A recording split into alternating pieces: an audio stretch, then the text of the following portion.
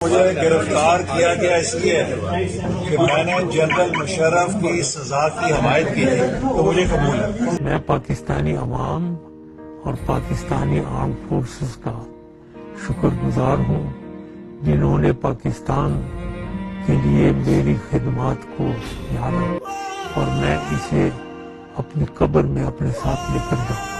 کہ وہ بیمار ہے، بستر مرگ پر پڑا ہوا بیچارہ اپنا علاج کروا رہا ہے، رو رو کے کہہ رہا ہے میں غدار نہیں ہوں، میں باغی نہیں ہوں، اور ہم دل سے مانتے ہیں، ہم اس کی سلوٹ کرتے ہیں۔ میرے بھائی، میں بار بار کہہ رہا ہوں کہ ہمیں P T I, Noon League, People Party, ہمیں سیاسیوں سے اتنا پیار نہیں ہے میرے بھائی، سیاسی تو ہمیں بیچ کے کھا جاتے ہیں۔ ہمیں پیار ہے اپنے سیکورٹی داروں سے بھائی، جو پولیس پہ کھڑا ہوا وارڈن ہے، جو ٹریفک پولیس والا کھڑا ہوا ہے، سردی میں کتنی سردی ہو رہی ہے، ٹھیک ہے، ہم سویٹر کوئٹیاں پہن کے یہاں پہ وہ اس طرح کر، وہ بیچارہ چوک پہ کھڑا ہوگا، وہ بارڈر پہ جو فوجی کھڑا ہوا ہے، وہ جو رینجر کے اہلکار ہیں، ایف سی کے اہلکار ہیں، ہمیں آرمی سے، اپنے سیکورٹی داروں سب سے ہمیں پیار ہے میرے بھائی۔ وہ اپنی گھر بار چھوڑ کر روڈوں پہ کھڑے ہوئے ہیں، بارڈروں پہ کھڑے ہوئے ہیں، بارش میں کھڑے ہیں، دھوپ میں کھڑے ہیں، ان کی وجہ سے یہ پاکستان چل رہا ہے، اس سیاسیوں کی وجہ سے نہیں چل رہا جو 5 سال کے لیے آتے ہیں اور وہ بھی ملک کو لوٹنے کے لیے آتے ہیں، کچھ لوٹ کسوٹ کرتے ہیں، جب پکڑے جاؤ بیماری کا بہانہ کرتے ہیں، جہاز پہ بیٹھ کے وہ چلے جاتے ہیں۔ ہمارے جج صاحبان کو اور کچھ نہیں نظر آتے یہاں پہ، جتنے کوئی بوڑھے ہیں، حاملہ خواتین ہیں، بچے جنم پیدا کر دیتی ہیں، جو مر جاتے ہیں۔ ایک عدالت نے ایک بندے کو آزاد کیا، جناب پتہ چلا وہ تو 10 سال ہو گئے مر گیا۔ واہ جی، کیا قانون ہے۔ مجھے اس فیصلے کے بعد تو یہ پتہ چلتا ہے کہ واقعی ہم بچپن میں فلمیں دیکھا کرتے تھے نا، وہ انڈیا کی فلمیں دیکھتے تھے، ان کے پاس ایک مورتی ہوتی ہے اور مورتی پہ وہ کالی پٹی باندھ رکھی تھی، قانون اندھا ہے۔ مجھے تو آج واقعی یہی لگتا ہے کہ واقعی قانون اندھا ہے۔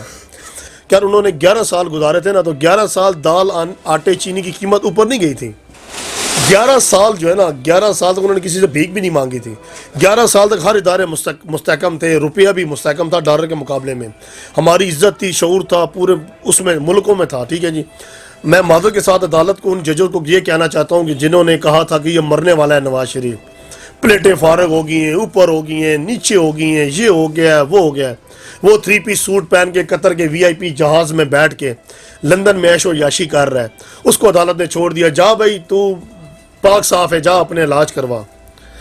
اس کے بعد جناب اپنے زرداری صاحب کو، جناب بھٹو کے ایک جیالے کو، اس کو بھی ضمانت دے دی، فریال تارپور کو بھی ضمانت دے دی، وہ جو ایک اور وہ سکھر کا جو ہے جناب وہ خورشید شاہ صاحب، بڑی مچھوں والی سرکار، ٹھیک ہے جی، پہلے ان کو قبضہ مافیا کہتے ہیں، کبھی کیا کہتے ہیں، کبھی نیب کیا، نیب کی بھی سمجھ نہیں آتی، اس کو بھی ضمانت دے دی۔ اس سے پہلے ڈاکٹر عاصم تھا، وہ بھی پیپل پارٹی کا تھا، جو ہمارا وزیر خزانہ تھا پیٹرولیم، اس کو بھی زیادہ، شجیل مہمن، اس کو بھی ضمانتیں مل گئی ہیں۔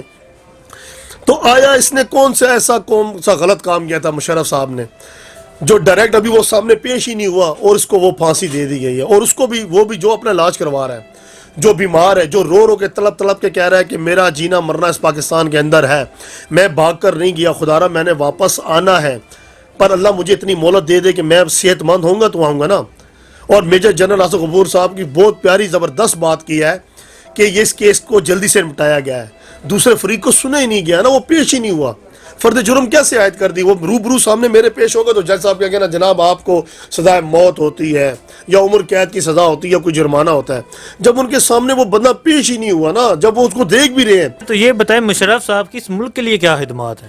مشرف صاحب کی میں آپ کو گنوانا شروع کروں تو میرے خیال ہے میری انگلیاں پہ یہ تھک جاؤں گا کہ انہوں نے ملک کے لیے کیا کیا۔ انہوں نے ملک کے لیے سب سے پہلے خودداریت پیدا کی نا، میں بول رہا ہوں نا، خود اعتمادی ہے میرے اندر۔ وہ بولنا کس نے سکھایا تھا ہمیں ذوالفقار علی بھٹو کے بعد اگر بولنا سکھایا تو وہ مشرف نے بھی سکھایا ہے، ہمیں عمران خان نے بولنا سکھایا، ہمیں کہا جاتا محمد علی جناح نے بولنا سکھایا ہے، باقی تو سب لوٹ کھسوٹ ہی چل رہی ہے نا۔ ہماری ایک آخری آس امید عمران خان ہے نا، ٹھیک ہے جی۔ اب کیا ہے کہ ہم اس کو بھی گالیاں دے رہے ہیں، یہ کر دیا، وہ کر دیا، لوٹ کسوٹ کرتے جا رہے ہیں، منافع کے ہم ایک دوسرے کی ٹانگیں کھینچتے ہیں۔ مشرف صاحب نے کیا کیا؟ سب سے پہلے کہ انہوں نے کارگل کی جنگ جو ہے نا وہ فتح کی تھی، ٹھیک ہے جی۔ پہلی بار ہسٹری میں، پہلی بار 70 سال کی تاریخ میں ہماری فوج نے پیٹھ پیچھے کو گولیاں کھائی ہیں، کسی وجہ سے، اس نواز شریف کی وجہ سے، کہ انہوں نے کہا ہے کہ آپ واپس آ جاؤ۔ انبن ہوئی ہے نا مشرف صاحب کی اور نواز شریف کی، انبن کس بات پہ ہوئی ہے؟ اس کارگل کی جنگ پہ ہوئی ہے نا، کہ فوج نے کہا تھا ہم میدان میں اتر آئے ہیں، مشرف صاحب نے کہا کہ نہیں، اب ہم مر کے ہٹیں گے یا جیت کے ہٹیں گے، ٹھیک ہو گیا۔ وہ فتح کس نے کی؟ وہ کارگل کی جنگ کس نے لڑی؟ ہمارے فوجیوں نے لڑی ہے نا۔ اس میں ہمارا ایک فوجی شیر خان بھی تھا، ٹھیک ہے، جس نے پیٹھ پیچھے گولی نہیں کیا، اس نے کہا مارنا ہے تو سینے پہ مارو، اور وہ شہید ہوا اور اسے نشان حیدر بھی ملا۔ یہ ہماری فوج ہے۔ کیوں ڈرتا ہے انڈیا ہم سے؟ اسرائیل، امریکہ کیوں ڈرتا ہے؟ ہمارے پاس ایمان کی طاقت ہے میرے بھائی، ہم مسلمان بھی ہیں، اوپر سے ہم پٹھان بھی ہیں، ہمارے پاس ڈبل طاقتیں ہیں، ہم مسلمان بھی ہیں، ہم پٹھان بھی ہیں، اور اس کے بعد ہمارے پاس ایمان بھی ہے۔ اسلحے کی جنگ ہم نہیں لڑتے، ہم ایمان کی جنگ لڑتے ہیں۔ وہ ایک ہمارا بادشاہ بھی گزرا ہے نا کہ اگر پٹھان اور شیر کو آزاد کر دیا جائے نا تو ان پہ قابو پانا مشکل ہے، اور اگر پٹھان اور شیر اگر میدان میں آ جائیں اور آپس میں اگر لڑنا شروع کر دیں تو پھر ہمیں نہیں پتا کہ شیر کیا کرے گا، مجھے پتا کہ پٹھان شیر کو بھی چیر پھاڑ دے گا۔ پٹھان کے بارے میں یہ مثال آئی ہوئی ہے۔ یہ ڈرتے ہیں، انہی چیزوں سے تو ڈرتے ہیں۔ ضیاء الحق نے خود کہا تھا کہ یہ جو ہمارے قبائلی ہے نا، یہ ہمارے پٹھان، یہ ہماری فوج ہے، یہ ہماری بغیر وردی کی فوج ہے، یہ ہماری پٹھان جو ہے نا، یہ ہماری سویلین فوج ہے، ٹھیک ہے، ان کو مت چھیڑو، ان کو کرنے دو جو کچھ کرتے ہیں۔ پٹھان کیا ہے، ابھی فوجی جب کوئی بات ہوتی ہے سب سے پہلے پٹھان باہر نکلتا ہے، ان کا شیر کا دل ہے، وہ ڈرتے ورتے نہیں ہیں، وہ دیکھتے ویکھتے نہیں، کیوں ڈرتا ہے انڈیا، یہ اسرائیل، ان کی سب ان سے پڑتی ہے۔ مشرف صاحب کی ہم بات کرتے ہیں نا، تو مشرف صاحب نے بھی جو کیا ہے وہ حق کی بات کی ہے، جو کیا اس میں اگر کوئی غلطی ہوئی ہے تو غلطی ہر انسان سے ہوتی ہے نا، فرشتہ تو کوئی بھی نہیں ہے، غلطی عمران خان سے بھی ہوں گی، ٹھیک ہے جی، غلطیاں مشرف سے ہوئی ہیں، ضیاء الحق سے ہوئی ہیں، بھٹو سے ہوئی ہیں، سب سے ہوئی ہیں نا، کمپلیٹ کوئی بھی نہیں ہوتا۔ مشرف صاحب نے سڑکیں بنائیں، مشرف صاحب نے پارک بنائے، مرک صاحب نے 15 کا اجرا کیا، مشرف جنرل صاحب نے 1122 کا اجرا کیا۔ سب سے مین اہم کام انہوں نے ملک کے لیے کیا کیا، میڈیا کو آزاد کر دیا۔ کتنے چینل ہیں آج فر رات کو اپنی جالت لگا لیتے ہیں، 4 5 بیٹھ جاتے ہیں۔ میں نے پہلے کہا فلموں والے گانوں والے چینل کم ہیں، ٹھیک ہے جی، اور نیوز والے چینل زیادہ ہیں، کیونکہ شعور آ گیا نا، عوام میں ڈر ختم ہو گیا۔ اب ہر کوئی میں کیوں بول رہا ہوں، مجھے ڈر نہیں ہے، میں حلال کا کام کرتا ہوں، حلال کی روزی کماتا ہوں نا، تو اپنے حق کے لیے بولنا پڑتا ہے، آواز اٹھانی پڑتی ہے، جو سچ ہے میں اس کو سامنے لے کے آ رہا ہوں، مجھے کسی کا ڈر نہیں ہے، نہ میری کوئی تنخواہ ہے، نہ میری کوئی کمیشن ہے، میں نے اپنی قبر میں جانا ہے، میں نے حق سچ کی بات کرنی ہے۔ پر بہت زیادہ دکھ ہوا ہے، مجھے دکھ ہوا ہے، ہماری فیملی، ہمارے علاقے، ہمارے دوست، کہ یار یہ کیسی عدالت ہے، جو ہمارا فوجی ہے، فوج کو غصہ کیوں نہیں آئے گا یار، کہ جس نے خدمت کی ہے، جو بارڈر پہ کھڑا اس کو بھی دکھ ہوا ہوگا کہ وہ کوئی عام سپاہی بھی نہیں تھا، ایک عام سپاہی کے ساتھ بھی جاتے ہو تو سمجھے پوری فوج کے ساتھ جاتی ہوئی ہے۔ ایک چیف آف آرمی سٹاف تھا وہ، ٹھیک ہے، وہ پاکستان کا صدر بھی تھا، وہ چیف اور آرمی کا کیپٹن جنرل بھی تھا، چیف ایگزیکٹو بھی تھا، اس کے بعد ایک عہدہ نہیں تھا، اس کے بعد پوری کمانڈ تھی، اس نے ملک کو چلایا، 8 سال چلایا، ٹھیک ہو گیا۔ ٹھیک ہے، تو یہ بتائیں شیر رشید صاحب انہوں نے یہ بیان دیا، ایک طرف جو ملک لوٹتا ہے وہ باہر چلا جاتا ہے، دوسری طرف جو کارگل فتح کرتا ہے اسے پھانسی کی سزا سنا دیتے ہیں، اس کے بارے میں کیا کہتے ہیں آپ؟ بالکل، انہوں نے بھی اچھی بات کی ہے۔ ہمارے علاقے کے وہ ایم این اے ہیں جناب شیخ رشید صاحب، وفاقی وزیر ہیں ریلوے کے، میں نے ووٹ بھی انہی کو دیا تھا جی، میں ان کا ووٹر بھی ہوں، ان کا سپورٹر بھی ہوں۔ انہوں نے بالکل حق سچ کی بات کرتے ہیں، وہ جب بھی بولتے ہیں صحیح بولتے ہیں اور رائٹ بولتے ہیں، وہ بھی ہماری طرح ڈرتے ورتے نہیں ہیں۔ اگر عمران خان بولتا ہے نا، ہمارا لیڈر، یا شیخ رشید بھی بولتا ہے نا، یا ہم بولتے تو ہم حق سچ کی زبان بولتے ہیں۔ بالکل شیخ رشید صاحب نے بالکل صحیح بولا ہے نا، جو اپنا خون پسینہ بہاتا ہے اس ملک کے لیے، جو اس ملک کی خدمت کرتا ہے، اسے گالیاں دیتے ہو، اسے پھانسیاں دیتے ہو آپ۔ جس نے کارگل کی جنگ لڑی، اس کے علاوہ بھی جنرل اپنا آصف غفور صاحب نے یہ بھی بولا ہے کہ 4 جنگیں لڑ چکی ہیں وہ مشرف صاحب، وہ کیسے غدار ہو سکتا ہے؟ آپ اس کو کیسے غدار کہہ رہے ہو؟ کیا غداری کر کے گیا ہے؟ کوئی پاکستان کا پیسہ کھا کر گیا ہے؟ کوئی فوج کو خراب کر کے گیا ہے؟ کرپٹ کر کے گیا ہے؟ فوج پہلے سے بھی زیادہ ماشاءاللہ مضبوط ہے۔ کیا ہمارا ایٹمی اثاثہ بیچ کر گیا ہے؟